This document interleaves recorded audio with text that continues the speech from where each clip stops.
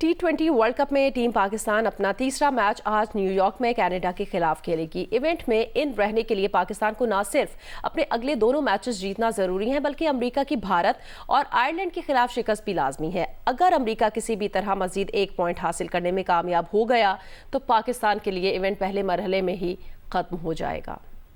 T20 world cup में Pakistan team का आगाज इंतहाई मायूस कुन रहा। पहले मैच में अमेरिका से सुपर ओवर में शिकस्त खाई, फिर रवायती हरीफ भारत के खिलाफ टीम पाकिस्तान 120 रन का हदफ हासिल करने में नाकाम रही। पाकिस्तान टीम को अब अपने तीसरे मैच में आज कनाडा का सामना करना है, जो अमेरिका से हाई स्कोरिंग मैच में शिकस्त के बाद आयरलैंड को 12 रन से हरा चुका है। पाकिस्तान को सुपर 8 तक रसाई के लिए सिर्फ कनाडा को ही नहीं हराना, बल्कि आखिरी ग्रुप मैच में आयरलैंड को भी शिकस्त देना होगी, साथ में रन रेट भी बढ़ाना होगा। इसके बावजूद पाकिस्तान के अगले मरहले में रसाई तक दारोमदार अमेरिका की बकिया दोनों मैचेस में शिकस्त पर होगा।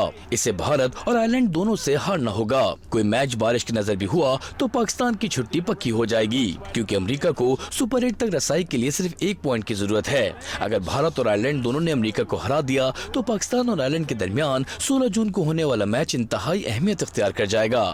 पाकिस्तान अंडर 19 क्रिकेट टीम में बाबर आजम के साथ खेलने वाले कनाडा के फास्ट बॉलर कलीम सना बाबर आजम की विकेट हासिल करने के लिए पुरुमीद हैं। जियो न्यूज़ के नुमाइंदे फैजान लाकानी को खुसूसी इंटरव्यू में उनका कहना था, बाबर आजम के साथ 8 साल क्रिकेट खेला हूँ, उनके खिलाफ मैच में दोस्ती आड़े नहीं आएगी। पाकिस्तान को हराने के लिए पूरा प्लान तैयार कर रहे हैं। मेरे साथ जो कैनेडियन टीम के खिलाड़ी मौजूद हैं, उनके कैरियर का आगाज पाकिस्तान से हुआ। बाबर आजम के साथ क्रिकेट खेलने वाले आज बाबर आजम के खिलाफ क्रिकेट खेल रहे हैं। कलीम सना मेरे साथ मौजूद है। मैंने बाबर के साथ अपना कैरियर स्टार्ट किया। मैं पाकिस्तान के लिए भी खेला, पाकिस्तान अंडर 19। मैं और बाबर आजम ऑलमोस्ट 8 ईयर्स हमने इकट्ठे क्रिकेट खेली। हंट फॉर हीरोज से हमने स्टार्ट किया अंडर 16 से टिल फर्स्ट क्लास क्रिकेट। जो मेरा लास्ट फर्स्ट क्लास का मैच था, मैं वो बाबर के अगेंस्ट था। सो जहाँ तक बात है क्रिकेट की, ऑब्वियसली मैं काफ़ी ज़्यादा एक्साइटेड हूँ, इवन दो कि मैं अगेंस्ट पाकिस्तान खेल रहा हूँ, बट राइट नो मैं कैनेडियन हूँ। सो मैं कनाडा को रिप्रेजेंट कर रहा हूँ। सो मैं ऑब्वियसली एक्साइटेड हूँ कि मैं पाकिस्तान के अगेंस्ट खेल रहा हूँ, बिकॉज मेरी फैमिली अभी स्टिल पाकिस्तान में है। मेरी फैमिली है, इवन दो फ्रेंड्स हैं काफ़ी ज़्यादा जो मुझे सपोर्ट करते हैं, जिनकी वजह से आज मैं यहाँ तक क्रिकेट खेल रहा हूँ। सो वो मुझे लगता है काफ़ी हद तक डिवाइडेड हैं कि वो मुझे सपोर्ट करेंगे, बट वो पाकिस्तान में है। सो वो ऑब्वियसली पाकिस्तान को तो सपोर्ट करना चाहेंगे। सो मेरे लिए नहीं है, लेकिन फ्रेंड्स के लिए, फैमिली के लिए मैं भी डिवाइडेड हूँ। हमारी टीम का जो मोराल है वो बहुत हाई है, because at the same time Pakistan भी इस वक्त 2 मैच हार चुकी है। सो वो थोड़ा सा काफ़ी डाउन होंगे। सो अच्छा, हमारा कॉन्फिडेंस काफ़ी अच्छा है। मुझे राइट नहीं है पाकिस्तान के डोमेस्टिक के बारे में बात करूं, बट एक चीज़ का थोड़ा सा होता है कि जो लोग डोमेस्टिक में परफॉर्म करते हैं उनको आपको चाहिए कि इंटरनेशनली चांस देना चाहिए उनको ना, जो परफॉर्म करते हैं। काफ़ी टाइम हम इकट्ठा क्रिकेट खेले हैं, वो वाला प्रेशर नहीं है। इवन दो कि वो अच्छा क्रिकेट खेल जाए, वो एक डिफरेंट सिनेरियो है, बट वो वाला प्रेशर नहीं है कि मैं इन प्लेयर्स को बॉलिंग का। पाकिस्तान क्रिकेट टीम के असिस्टेंट कोच अजहर महमूद का कहना है, 2 शिकस्तों के बाद हर कोई काफ़ी मायूस है। भारत से मैच हारना अमेरिका के खिलाफ शिकस्त से ज़्यादा दुख दे रहा है। न्यूयॉर्क में प्रेस कॉन्फ्रेंस करते हुए अजहर महमूद ने कहा, बतौर टीम हारे हैं, किसी को इल्ज़ाम नहीं दे सकते। कनाडा के खिलाफ मैच हमारे लिए अहम है, उनके पास भी ऐसे प्लेयर्स हैं जो अच्छा कर सकते हैं। बड़ा टूर्नामेंट खेलते हैं तो आपको थोड़ी सी लक चाहिए होती है कि कोई किसी को हरा दे। ये हम पाकिस्तान के साथ नहीं है, दुनिया भर की टीमों के साथ थोड़ी सी लक आपको फेवर करने। बड़ा टूर्नामेंट जीतने के लिए आपको फेवर चाहिए होती है कि लक की फेवर। हमें अपने दोनों मैच जीतने हैं। उसके बाद देखेंगे कि अगर जो किसी के बलबूते पे, जो आपने बात की, अगर किसी का बलबूता चल गया तो यू नेवर नो कि क्रिकेट में ऐसी चीज़ें पहले भी होती हैं। ये this is not the last time. We have to win our next 2 games. Self doubt, अगर आप किसी प्लेयर को भी, कोई भी प्लेयर है, अगर उसको अपनी एबिलिटी पे सेल्फ डाउट आ जाए तो फिर बड़ा मुश्किल होता है उससे ओवरकम करना। अगर सारी दुनिया कह रही हो कि जी, अब जैसे आजकल बात कर रहे हैं कि Pakistan team is not good, अगर हमें अपने ऊपर बिलीव होगा ना तो हम दुनिया को गलत साबित कर सकते हैं। प्रॉब्लम ये हो रही है कि आपकी पार्टनरशिप लगती है, आपको एक प्लेटफॉर्म सेट होके मिलता है, एंड देन जो फिर आपका 10 से 15 ओवर का जो पीरियड है उसमें आप विकेट लूज करते हैं। T20 वर्ल्ड कप में जनूबी अफ्रीका ने बांग्लादेश को दिलचस्प मुकाबले के बाद 4 रन से हरा दिया। 114 रन के ताकुब में बांग्लादेशी टीम 7 विकेटों पर 109 रन बना सकी। फातेह टीम की 3 मैचेस में 6 पॉइंट्स हो गए हैं। सुपर 8 तक रसाई यकीनी हो गई है। न्यूयॉर्क में जनूबी अफ्रीका का टॉस जीतकर बैटिंग का फैसला अजीब लगा, फिर उसके इब्तदाई बैटर्स भी नाकाम हो गए। हेनरिक सिफर, कप्तान मैकम 4 और ट्रिस्टन टब्स सिपर पर आउट हुए, लेकिन मुश्किल में डिकॉक ने 18 और हेनरिक क्लासन ने 46 रन की शानदार इनिंग्स खेली। डेविड मिलर ने भी 29 रन बनाए। जनूबी अफ्रीका का स्कोर 6 विकेट पर 113 रन रहा। तंजीम हसन ने 3 और तस्कीन अहमद ने 2 विकेटें हासिल की। बज़ाहिर आसान हदफ के ताक़ुब में बांग्लादेश का आगाज भी अच्छा न रहा। तंजीद हसन और लिटन दास 9 रन बनाकर आउट हो गए। शकीब उल हसन 3 और कप्तान नजमुल हुसैन भी 14 रन बनाकर लौट गए।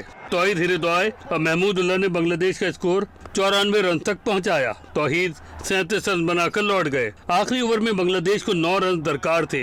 ऐसे में महाराज ने जाकिर अली को आउट किया। फिर 5वीं गेंद पर महमूदुल्लाह ने गेंद को बाउंड्री के पार लगाने की कोशिश की, मगर कप्तान मरकम ने शानदार कैच लेकर महमूदुल्लाह को भी मैदान से बाहर कर दिया। बांग्लादेश की टीम 7 विकेट पर 109 रन बना सकी। जनूबी अफ्रीका ने मैच 4 रन से जीतकर अपनी सुपर 8 मरहले तक रसाई यकीनी बना ली। साबिक क्रिकेटर सिकंदर बख्त ने भारत से पाकिस्तान की शिकस्त पर बाबर आजम की कप्तानी पर सवाल उठा दिया। जियो न्यूज़ के प्रोग्राम आज शाहजेब खानजादा के साथ में बातचीत करते हुए उन्होंने कहा, नसीम शाह ने दूसरा ओवर करवाया और 1 विकेट ले ली, लेकिन फिर बाबर आजम ने उन्हें हटा दिया। यही काम 8वें और 15वें ओवर में किया। कोई मेन बॉलर अगर अच्छी बॉलिंग करे तो क्या उसे हटा देना चाहिए? जो मोस्ट इम्पॉर्टेंट गलती है जो मैं पूछना चाह रहा हूँ, और मुझे कोई इसकी लॉजिक दे दे क्रिकेट बोर्ड में या उनके कोचेस, कि नसीम शाह ने दूसरा ओवर कराया, उसने एक खिलाड़ी को आउट किया। कभी आपने देखा है कि कोई मेन बॉलर आपका कोई आउट कर दे तो आप उसको हटा देते हैं? अच्छा, अगला ओवर उसने करवाया 8वां, यानी कि 6 ओवर का गैप आ गया, उसने फिर आउट कर दिया, आपने इसको फिर हटा दिया और फिर उसको आप लेकर आए 15 ओवर में। यार ये कौन सी कप्तानी है, ये कौन सी स्ट्रेटेजी है कि एक मेन बैट्समैन बॉलर आपका आउट कर रहा है तो आप उसको ओवर देते हैं कि जाओ कराओ? तो मुझे कोई उसकी लॉजिक बता दे, कोई क्रिकेटर, कोई एक्सपर्ट ये बता दे उसने ये क्यों किया होगा। या आप कभी बाबर से पूछें कि एक बॉलर जो कि मेन बॉलर है जब वो आउट करता है तो आप उसको तब्दील कैसे कर देते हैं? आप तो उससे और ओवर कंटिन्यू कराते हैं कि भाई रन थ्रू कर दो। साबिक टेस्ट क्रिकेटर अहमद शहजाद ने कहा कि जब भी किसी बड़ी टीम से मुकाबला हो और प्रेशर बढ़े तो बाबर आजम और मोहम्मद रिजवान इसी तरह आउट हो जाते हैं। जियो न्यूज़ के प्रोग्राम आज शाहजेब खानजादा के साथ में बातचीत करते हुए उन्होंने कहा कि हमने किसी नए आने वाले खिलाड़ी की तरबियत नहीं की। दुनिया में नए आने वालों को तैयार किया जाता है, लेकिन यहाँ पर आने वालों को ढाल बनाकर इस्तेमाल किया गया।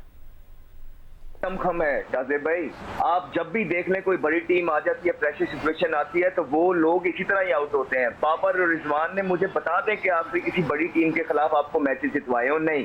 अब बाबर आजम के जो स्टैट्स हैं वो उठा के देखेंगे तो 1400 रन उनके लूजिंग कॉज में है और दुनिया पे 3रे नंबर पे आ रहे हैं पूरी दुनिया में जिसने लूजिंग कॉज में इतनी ज्यादा परफॉर्मेंस की है। आपने यंगस्टर को किसी को इवॉल्व नहीं किया। दुनिया में यंगस्टर बनाए जाते हैं, आपने उनको अपनी फेस कवरिंग के लिए अपनी ढाल बना के यूज किया, उनको गालियां पड़वा रहे हैं आप सारी। शायद अयूब, आजम खान को आपने यूज किया टीम के अंदर और झूठे भी हैं आप। साबिक क्रिकेटर इमरान नज़ीर ने कहा, पाकिस्तान की मौजूदा क्रिकेट टीम बुज़दिल है। जियो न्यूज़ के प्रोग्राम आज शाहजेब खानजादा के साथ में बात करते हुए उन्होंने कहा, क्रिकेट बहादुरों का खेल है। मौजूदा टीम कभी वक्त पर परफॉर्म करती नज़र नहीं आती। पूरी टीम की सिलेक्शन गलत हुई है। ना कोई सही ओपनर है, ना मिडल ऑर्डर है और ना ही कोई अच्छा बॉलर है। मेरे ख्याल में ओवर क्रिकेट मैं कहता हूँ कि बहादुरों का गेम है। ये टोटली बुज़दिल और कहीं टाइम पे भी आपको एक कीमत मुख्ता टीम नज़र नहीं आ रही, और ये बड़े अरसे से ये चीज़ें डिस्कस करते हुए चलते आ रहे हैं। और पहले नंबर पे टोटली पूरी टीम सिलेक्शन गलत। आप टीम उठा के देख ले, आपको प्रॉपर कोई ओपनर, कोई मिडल ऑर्डर, कोई बॉलर अनफिट, बार बार उनको ज़बरदस्ती फिट किया गया, टीम में लाया गया, उनका रिजल्ट आपके सामने। यार शाहजेब भाई, ये क्रिकेट अपनी ईमानदारी से बताए, 8 बंदों से मिलके आपसे 40 रन नहीं हुए। एक बॉल टू बॉल आपके पास में क्रिकेट है, आपको गेम सेंस नहीं है, आपके पास इतने स्किल ही नहीं है कि आपका मैच विनिंग, आपके मिडिल ऑर्डर उठा के देख ले, आप किसको ब्लेम देंगे? फुलटस कहाँ पिच खराब है भाई, फुलटस पे ऑप आउट हो गए हैं। रवा माली साल का इक्तिसादी सर्वे आज जारी किया जाएगा। वज़ीर ख़जाना इक्तिसादी सर्वे के अहम निकात पर ब्रीफिंग देंगे। ज़राए का कहना है रवा माली साल हुकूमत को अहम मौशी अहदाफ के हुसूल में नाकामी का सामना रहा। इक्तिसादी की पैदावारी अहदाफ हासिल न हो सके। रवा माली साल शरह सूद 22% तक बढ़ाने के बावजूद महंगाई कम करने का हदफ हासिल न हो सका। रवा माली साल के दौरान महंगाई 21% के हदफ के बरक्स 26% रही। सनती शोबे की पैदावार 3.4% के बरक्स 1.2% रही। मैन्युफैक्चरिंग सेक्टर की पैदावार 4.3% हदफ के बरक्स 2.4% रही। सर्विस सेक्टर की तरक्की 3.6% हदफ के बरक्स 1.2% रही। अशिया का दरामदी बिल 58 अरब डॉलर्स के बरक्स 55 अरब डॉलर्स तक महदूद रहने का तखमीना है। रवा माली साल के दौरान 30 अरब डॉलर्स का बरामदी हदफ हासिल होने का इम्कान है। अशिया का तिजारती खसारा 28 अरब डॉलर्स के हदफ के बरक्स 25 अरब डॉलर्स रहने का तखमीना है। रवा माली साल ज़राई शोबे की ग्रोथ 6.25% रही। रवा माली साल सर्विसेज टैक्स की ग्रोथ 1.21% रही। रवा माली साल सनती शोबे की ग्रोथ भी 1.21% रही। पाकिस्तान की जीडीपी का हजूम 36 अरब 70 करोड़ इजाफे से 374 अरब 90 करोड़ डॉलर्स हो गया है। गंदम की पैदावार शरह नमू का 11.64% रिकॉर्ड किया गया। कपास की पैदावार में 108.22%, चावल की पैदावार में 34.78% इजाफा हुआ, जबकि गन्ने की पैदावार में 0.39% और मकई की पैदावार में 10.35% कमी रिकॉर्ड की गई है।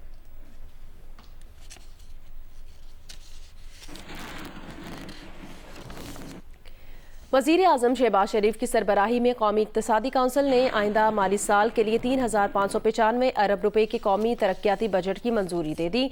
विफाकी तरक्याती बजट PSDP की मद में 1500 अरब रुपए और सूबों के तरक्याती बजट के लिए 2095 अरब रुपए मुख्तस करने की मंजूरी दी गई है।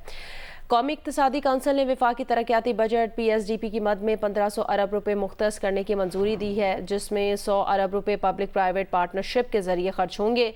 इंफ्रास्ट्रक्चर के लिए 824 अरब रुपए का तरक्याती बजट मंजूर किया गया है, जिसमें तवानाई के लिए 253 अरब रुपए, ट्रांसपोर्ट और मवासलात के लिए 279 अरब रुपए शामिल हैं। आइंदा बजट में पानी के मनसूबों के लिए 206 अरब रुपए, समाजी शोबे के लिए 280 अरब का तरक्याती बजट शामिल है। सेहत के लिए 45, तालीम और हायर एजुकेशन के लिए 93 अरब रुपए, SDGs के लिए 75 अरब, ज़राअत के लिए 42 अरब रुपए, गवर्नेंस के मंसूबों के लिए 28 अरब रुपए के तरक्याती बजट की मंजूरी दी गई है। साइंस और IT के लिए 79 अरब रुपए, KP में इंजमाम शुदा अजला के लिए 64 अरब रुपए, आज़ाद कश्मीर और गिलगित बल्तिस्तान के लिए 75 अरब रुपए का तरक्याती बजट मंजूर किया गया है।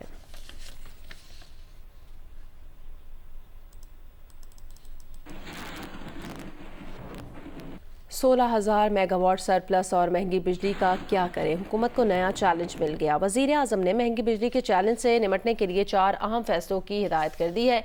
इनमें घरेलू सार्फिन के लिए सब्सिडी ख़त्म करके BISP बराह रास्त सब्सिडी देने का फैसला शामिल है। इसके साथ स्पेशल इकनॉमिक जोन में सनतों को सस्ते दाम बिजली देने के लिए स्पेशल टैरिफ तैयार करने की हिदायत भी की गई है। वज़ीर आज़म ऑफिस ज़राए के मुताबिक इन इक़दाम से सरप्लस बिजली को खपाने में मदद मिलेगी। वज़ीर आज़म ने 5 डिवीज़न से फैसलों पर अमल दरामद रिपोर्ट 30 जून तक तलब कर ली है।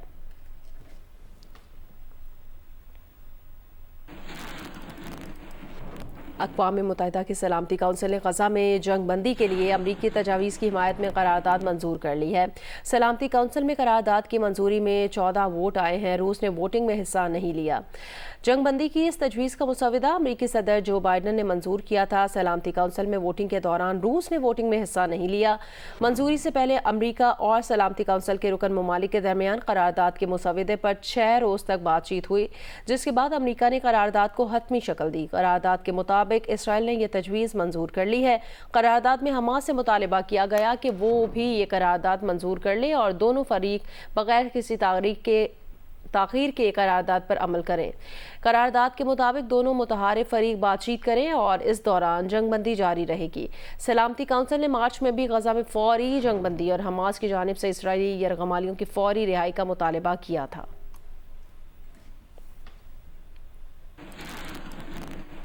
846 सिख यात्री खुसूसी बसों के जरिए ननकाना साहब पहुंच गए। सिख यात्री 5वें गुरुवार अर्जन देव जी के शहीदी दिन पर होने वाले जोड़ मेले में शिरकत करेंगे। ननकाना साहब पहुंचने पर यात्रियों का पुरतपाक इस्तकबाल किया गया।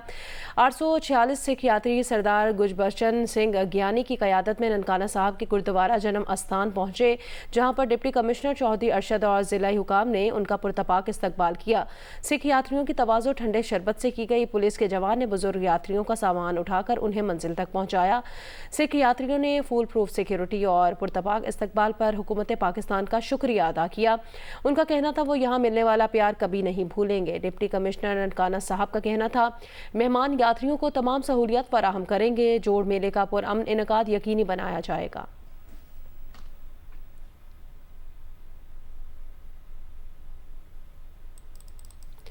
मुल्तान में जनूबी पंजाब की सबसे बड़ी और इकलौती ऊंट मंडी सजा दी गई है। तफसील बताएंगे इमरान चौधरी। जी, ईद कुर्बान आने में अब चंद दिन ही बाकी रह गए हैं और मुल्तान में 5 मवेशी मंडियां कायम कर दी गई हैं। मैं इस वक्त नागशाह चौक के करीब एक ऊँटों की जो मंडी कायम की गई है वहाँ पर मौजूद हूँ। ना सिर्फ ये मुल्तान बल्कि जनूबी पंजाब की इकलौती मंडी है जहाँ पर ऊँट फ़रोख्त किए जा रहे हैं। मुख्तलिफ़ इक़साम के ऊँट यहाँ पर मुल्क भर से लाए गए हैं। चोलिस्तानी ऊँट हैं, सिंधी ऊँट हैं, देसी ऊँट हैं और इसके अलावा थल के जो है ना वो ऊँट हैं। लेकिन यहाँ पर जो ऊँट फ़रोख्त करने वाले लोग हैं उनसे हमारी बात हुई तो उनका ये कहना था कि जो सिंधी ऊँट है उसकी जो है वो डिमांड बहुत ज़्यादा है। इन लोगों ने ऊँटों को इंतहाई खूबसूरती के साथ मेहंदी के साथ सजाया हुआ है। ऊँट के जिस्म पर मेहंदी के साथ मुख्तलिफ इक़साम की जो है वो नक्शो निगार बनाए गए हैं। इसके अलावा जो जानवरों के जो जेवरात होते हैं वो ऊँटों को पहनाए गए हैं और इंतहाई खूबसूरती के साथ सजा कर उनको फ़रोख्त करने के लिए जो है वो मार्केट में लाया गया है। ये इस दफ़ा मुल्तान मंडी के लिए आए हुए ऊँट लेने के लिए।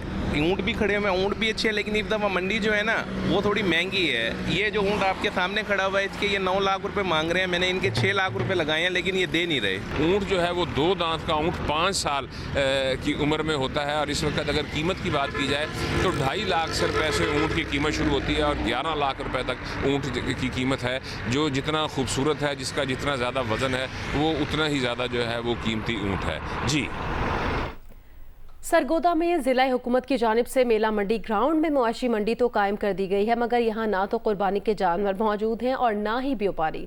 तफसील बताएंगे मलिक मोहम्मद असगर। और इस वक्त मेला मंडी ग्राउंड सरगोदा में मैं मौजूद हूं, जहां पर सरकारी सतह पर मंडी मवेशियां कायम की गई है।